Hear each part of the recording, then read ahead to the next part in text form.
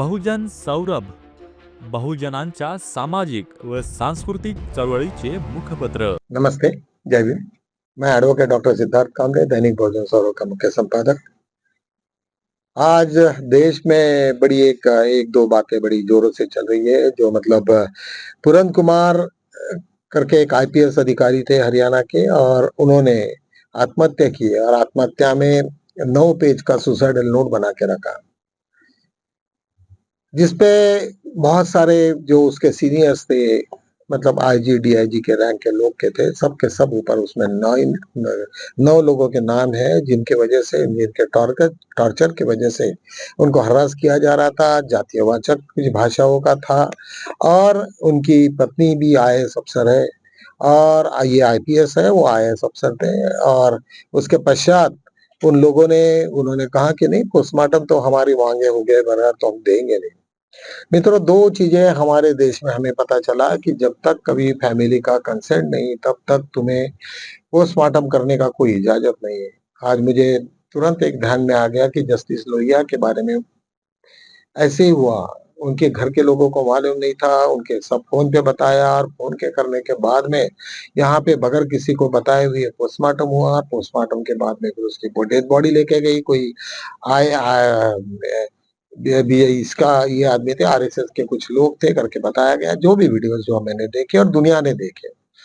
और उसके बाद में उन्होंने कहा कि भई ये सब चीज़ें हैं, उनका कोई वो शर्ट फटा, उनके खुद के दाग, ये वो सब तुम्हें मालूम होगा। जो वीडियोज़ आ गए सबका मालूम है। इसका मतलब है कि जब भी कभी कोई आदमी, जब ये होते हैं, जब उनको सब मालूम रहता है, सब लॉ मालूम होता है, उसके बाद में उन्होंने अभी तक 3 दिनों से वो बॉडी को होल्ड करके रखे हैं, और उन्होंने कहा कि जब तक इन लोगों के ऊपर में एफआईआर तो होता ही होता है नहीं, जब तक तुम उनकी गिरफ्तारी नहीं करते, तब तक हम पोस्टमार्टम को अलाउ नहीं करते। देखिए मित्रों, हमें एक बड़ी सोच आती है कि देश में इसके पहले कितनी दंगलें चली होंगी। पेशवाई के ज़माने में कई कत्तलें हुई, कई लोगों की जानें गई, लेकिन आज एक छोटी-सी एक आधे की भी जान गई, सुसाइडल भी हो गई, तो पूरा देश स्तब्ध हो जाता है, और 1 मिनट में पूरे देश क्या, विदेशों में तक ये पता चलता है कि तुम्हारे देश में क्या हो रहा है।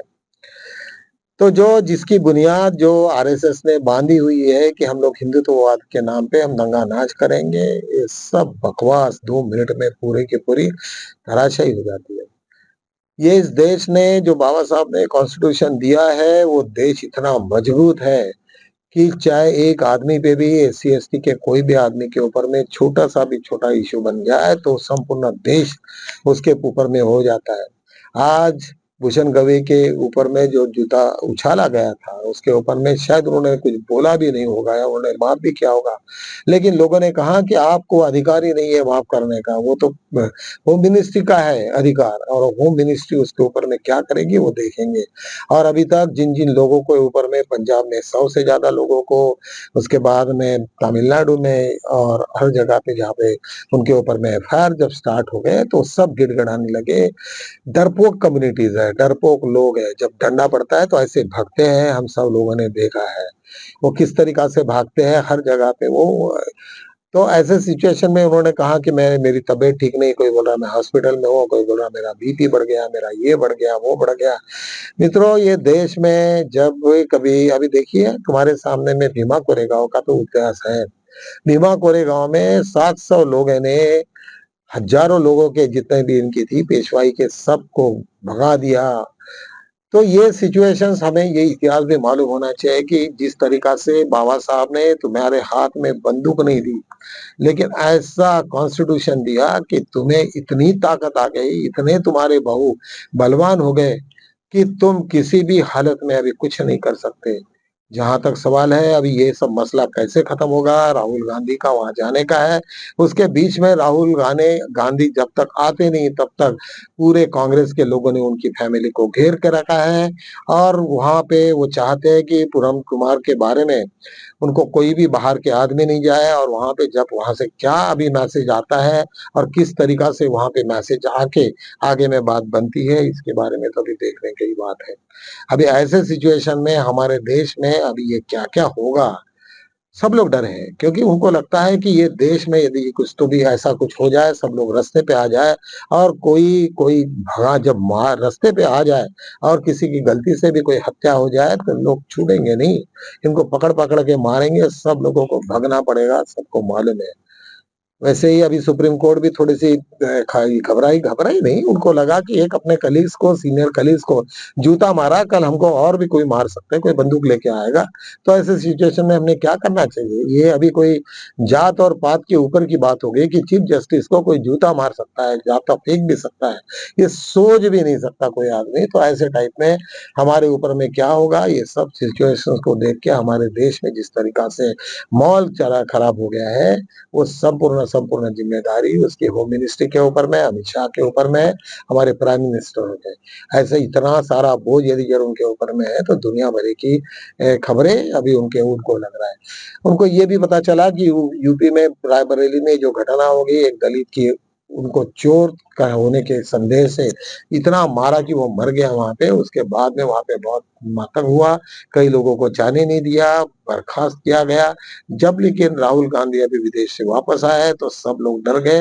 रायबरेली उनका क्षेत्र है, उनको कोई रोक भी नहीं सकता। उसके पहले ही उसकी बीवी को जाके उन्होंने क्या धमकाया है, क्या बताया है। लेकिन वो आज मीडिया के सामने में बोल रही थी कि नहीं मुझे बहुत सहयोग मिल रहा है, मैं इनसे कोई खफा नहीं हूँ, मैं ऐसा हूँ, वैसा हूँ। ये जो भी है वो उन लोगों ने आदित्यनाथ ने पूरी टीम को अपने सामने में लगा दिया, लेकिन कब क्या होगा नहीं मालूम। जब ऐसे सिचुएशन में आ जाती है तो निश्चित रूप से बीजेपी पूरी की पूरी घबराई है और राहुल गांधी का तो जो खौफ है वो तो इतना ज्यादा है। अभी वो नहीं हुआ तो राहुल गांधी वैसे ही अभी बिहार में गए, बिहार के वजह से अभी वहाँ का भी माहौल पूरा का पूरा ये बीजेपी के एंटी हो गया और उन्होंने कुछ ऐसे-ऐसे दस्तावेज अभी सुप्रीम कोर्ट को दिए हैं, अभी चीफ जस्टिस के पास में, ये पूरे का पूरा मसला है। अभी इधर में चीफ जस्टिस भी सब देख रहे हैं, सब लोग एक-दूसरे को देख रहे हैं कि ये बीजेपी, अमित शाह और ये आरएसएस के लोग क्या-क्या गिल खिलाते हैं, क्या-क्या गुल खिलाते हैं और क्या नहीं करते हैं। तो उसके बारे में तो उनको मालूम है। अभी जेएनयू की एक खबर आई है, बड़ी खतरनाक है, वहाँ पे आरएसएस की शाखा लगी और आरएसएस के वो डंडे लेके सब दौड़े। उनके पीछे कहीं एक आधा मुस्लिम आदमी ने कुछ लेके दौड़ा भी, कुछ औजार रहे ना रहे, ऐसे भागेंगे क्योंकि इसके पहले भी नागपुर में ऐसी घटनाएँ हुई है। जब भी कभी कभी एक वक़्त ऐसा भी था कि उनके बीच में और बहुत लोगों में आरपीआई के लोगों के बीच में बहुत झगड़े-वगड़े भी हुए हैं। जो भी हो गया होगा, लेकिन हम लोगों ने सब देखा है कि जब भी कभी ऐसा कोई सिचुएशन आ गई तो आरएसएस के लोगों में इतनी क्षमता नहीं क्योंकि उन लोगों का एक अलग से उनकी डेवलपमेंट हो गई और यहाँ पे दलितों ने तो कई लड़ पुलिस का मार खा के सब तंदुरुस्त हो गए, उनको कोई डर नहीं लगता, ना कुछ नहीं लगता। करके मित्रों ये सब सिचुएशंस अभी आज में आने वाले दिनों में बीजेपी को बहुत ही बड़ी एक कीमत चुकानी पड़ेगी, शायद वो कौन-सी है, इसके बारे में अंदाजा लगाना गल ये नहीं रहेगा। ये सब चीज़ों को देखते हुए अभी लेकिन और एक आरएस इसकी भी एक खबर है कि जहाँ पे उज्ज्वल भुरिया जो वहाँ पे चीफ जस्टिस के साथ में जो बैठे थे दोनों भी, वो लोग चीफ जस्टिस से बिल्कुल सहमत नहीं। उन्होंने कहा कि नहीं, जो लोग भी दोषी है उसके ऊपर में तो सज़ा होनी चाहिए। अभी वो जिसने ये सब किया है, उसको जब पुलिस का डर है और 100 से ज़्यादा ये हो गए, एफआईआर हो गए, अलग-अलग स्टेट में एफआईआर हो गए। तो मुझे ऐसा लगता है कि अभी सब के सब लोग चुप बैठेंगे और सबको सबको डर तो लगे रहता है। कोई भी रहे, कितना भी बड़ा साँप रहे, कितना भी बड़ा शेर रहे, कितना भी बड़ा हाथी रहे, डर तो सभी को लगा रहता है। तो निश्चित रूप से जो डर जाते हैं क्योंकि मुझे भी मालूम है ये अमित शाह भी तो जेल में रह चुके हैं, उनको मालूम था, उनको जिस तरीका से निकाला गया, जो फिर वो सब कांड हुआ, वो सब लोगों को मालूम है कैसे हुआ, किस तरीका से लाया गया, लेकिन हर आदमी डरा हुआ रहता है। इवन तुम्हारे मोदी जी ऐसे रहे अभी पिछले वक़्त के बिहार के दौरे में, तो ये बुलेट प्रूफ कार के अंदर में बैठ के उन्होंने गए, ना किसी को कुछ कर बोलना पड़ा और वो कैसे आए, क्या है, कितना डर, कितना खौफ, तो ये तो सब सिचुएशंस के ऊपर बताती है। तो मित्रों एक और दिल्ली में एक बहुत बड़ी एक मानवता का अपमान के संविधान सम्मान आंदोलन के ऊपर में सभी लोग लोग उसमें रास्ते पे आ गए। रास्ते पे आने के बाद में उन्होंने कहा कि भाई नहीं वो संविधान का अपमान तो हम नहीं सहेंगे, वो बी आर गवई ने जो भी बोला होगा ये बी आर गवई के घर का मामला नहीं है, ये तो सर्वोच्च सर्वोच्च न्यायालय के ऊपर में किया हुआ हमला है, इस तो ये कॉन्स्टिट्यूशन के ऊपर में हमला है। यदि अगर ये हमले को आज समझ जाए, तो हम लोग ये तो कहीं के नहीं रहेंगे। ये इसके ऊपर में सब लोग देख रहे हैं कि यहाँ पे इस देश में कुछ ऐसा माहौल बन जाए और उसमें हम लोगों ने अपनी रोटी को कैसे सेके। तो ये सब माहौल दिल्ली में बन रहा है। मुझे लगता है कि यदि यार यही सिर्फ सर्कमस्टेंसेस रही और उसके लिए बिहार का इलेक्शन ये बहुत महत्वपूर्ण होने वाला है। बिहार के इलेक्शन में कुछ भी घापा, कुछ भी हो जाए, तो मुझे ऐसा लगता है वो नीतीश कुमार जी को भी यहाँ से देश ही छोड़ के भागना पड़ेगा। लोग दौड़-दौड़ के मारेंगे और ऐसा कुछ हो जाए तो क्या होगा? क्योंकि स्वाभाविक ही दिख रहा है कि जब भी कभी तुम देख रहे हो कि किसी का मैं रोज़ हर साल बचपने से अभी मतलब 18 साल के बाद में मैं वोटिंग कर रहा हूँ और सडनली किसी ने मेरा वोट काट डाला। और जब सुप्रीम कोर्ट ने बोला कि भई तुम्हारे पास में जो भी आधार कार्ड है वो तुमको वैध माना जाएगा। और उसके इलेक्शन के वक़्त यदि अगर कोई चले जाता और वो यदि अगर कहता है कि भई मेरे पास में कार्ड है, तो उसको वोटिंग को लोग कैसे अलाउ करेंगे? क्योंकि वो तो बोलेगा कि मेरे को सुप्रीम कोर्ट ने अलाउ किया है, तुम कौन हो तो रोकने के लिए? वो बोलेंगे तुम्हारा नाम नहीं है। वो बोलेंगे नाम है नहीं है मुझसे उससे कोई लेना-देना नहीं। मैं इतने साल से वोटिंग कर रहा हूँ और आज भी वोटिंग करूँगा। इस तरीक़ा से यदि सब के सब लोग रास्ते पे उतर जाए, तो इसके परिणाम क्या होंगे? एकदम मस्ती होगी सभी लोग, सब 30-35 साल के लोग हैं और सब 30-35 से लेके तो 50-60 जो भी है, जो भी वयस्कर हो, लेकिन वो रास्ते पे आने ही हैं। जब रास्ते पे आएँगे तो यहाँ पे मोर्चा होगा, जब मोर्चा होगा तो वहाँ पे तो इलेक्शन में तो तुम्हारा दूसरे कोई कलम चलती नहीं है वहाँ पे। वहाँ तो कोई ऐसा 10 से ऊपर लोग नहीं आ सकते, ऐसे तो टाइप का कुछ होता नहीं, जमाबंदी होती नहीं है। और ऐसे सिचुएशन में आ जाए, तो अमित शाह कैसे सँभालेंगे ये सब सिचुएशंस को? तो यही बड़ी समस्या है। और चीफ इलेक्शन कमीशन ने यदि अगर उसमें थोड़ी भी होशियारी करे और थोड़ा-सा भी कुछ उसमें वहाँ पे जो अपने लोगों को बोले कि भाई तुम ये सब करो, तो मुझे लगता है कोई भी इतनी हिम्मत नहीं करेगा। हर आदमी जब भी कभी वो चाहे कोई भी छोटी-सी चींटी से तो हाथी तक, हर आदमी को डर लगा ही रहता है। और वो जो आदमी लोग वहाँ पे जो हेरा-फेरी करेंगे, तो इतने आसानी से वो करेंगे भी नहीं। वो बोलेंगे यार छोड़ो तुम्हारा, छुट्टी पे चले जाएँगे, भग जाएँगे, रहेंगे नहीं। और बोलेंगे देखते बैठो तुम क्या करना है क्या, लेकिन हम तो नहीं करेंगे।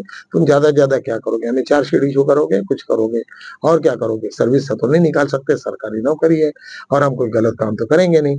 तो ऐसे सिचुएशन में तुम्हारे सामने में दूसरा कोई रास्ता नहीं बचता, लेकिन तुम्हें सिस्टम के साथ में कोई भी तुम्हें साथ नहीं देगा और यदि अगर सिस्टम के साथ में जो नहीं रहेगा, तो उसके बहुत ही उसके बुरे परिणाम होंगे। तो मुझे ऐसा लगता है कि ये सब का सब या तो भी ये सब नए सिरे से चीफ जस्टिस के पास में जाएगा, वोट चोरी के सबूत के साथ में नया पिटीशन बनेगा।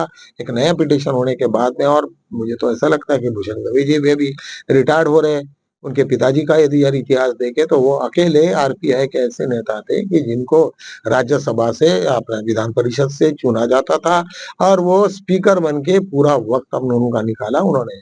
तो उन्हीं का खून है उनमें, तो वो नहीं मुझे नहीं लगता कि वो इतना आसानी से जब रिटायर्ड हो जाएँगे तो ऐसे ही हाथ हिलाते आएँगे, ऐसा नहीं है। बिल्कुल ही नहीं, शायद बीजेपी को तो इसका अंदाज़ा भी आया होगा और कुछ ना कुछ चीज़ें उनके ध्यान में आई होगी। तो मुझे ऐसा लगता है कि हमारे बुद्धिस्ट, अम्बेडकराइट सभी लोगों ने संविधान का पालन करें और ऐसे कोई दुर्घटना में ऐसे किसी भी वक़्त पे हमें एक-दूसरे से जागरूक रहना है, लोगों को जागरूक करना है। दैनिक बहुजन सौरभ को घरों-घर में फैलाना है, तुम्हें हमारे विचार हर वक़्त हमारे पेपर के माध्यम से तुमको मिलते हैं। फ्री में उस गूगल पे जाइए और वहाँ पे द ब बहुजन सौरभ का टाइप करिए, तो तुम्हें यूट्यूब का लिंक मिलेगा। यूट्यूब में हमारे day to day newspaper freely available है। हमें कोई सब्सक्राइब मत करो, हमें कोई पैसे की ज़रूरत नहीं। पैसा हो ना हो यदि ये लगता है तो आप हमें भेज दीजिए, वो कोई इश्यू नहीं। लेकिन पेपर जो हम लोग चला रहे हैं वो मुफ़्त चला रहे हैं। कितने हज़ारों लाखों में हम लोग घाटे में हैं, क्या है उसके बारे में तुम्हें कोई चिंता करने की ज़रूरत नहीं है, जो भी है वो है। लेकिन हमारा अभी 5 साल कंप्लीट हो रहा है, मुझे लगता है कि हम लोग इसी तरीक़ा से हमारा आवाज़ बुलंद करते रहेंगे और हमें हमारे लोगों को, हमारे बुद्धिस्ट लोगों को, हमारे अम्बेडकराइट लोगों को, हमारे ओबीसी के लोगों को, माइनॉरिटी को हमें जागरूक करना ये हमारा पहला फर्ज़ है। इन्हीं शब्दों के साथ में यही विराम लेता हूँ, बाद में मिलेंगे कल, तब तक के लिए नए विषय के साथ में। जय भीम।